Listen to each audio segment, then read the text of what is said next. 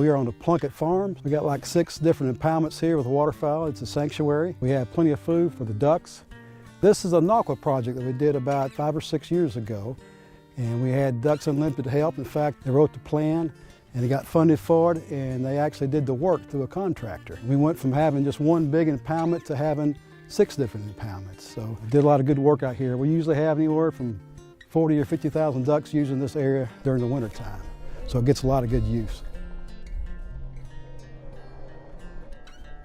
Ducks Unlimited was founded by hunters.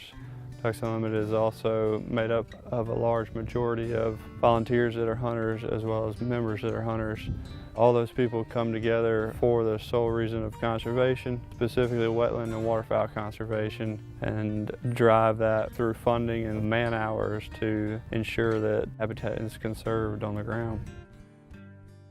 We helped put together 2 different NAWCA grants to do the restoration work out here. We used match from our own easement program to match that NAWCA funding to get $1 million worth of funding for each one of those grants, and then partnered with people like Arkansas Game and Fish Commission as well as the Nature Conservancy and other private partners to come up with match to do the restoration work out here.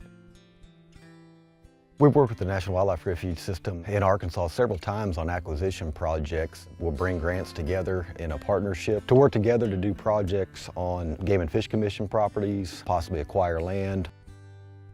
The federal duck stamp's been around for a long time. It's one of the first user-imposed taxes. In the 1930s, duck hunters realized they needed a consistent funding source to accomplish waterfowl habitat conservation. It's moving on 80 years now of providing dedicated funding for waterfowl habitat conservation. It's really been a phenomenal program. Anybody can buy a duck stamp. Waterfowl hunters are the only ones required to buy a duck stamp. And that funding is really one of the key funding streams to add land to National Wildlife Refuge systems across the country. We see a lot of value as a Fish and Wildlife Service partner. We know that we all work in cooperation to provide this land base.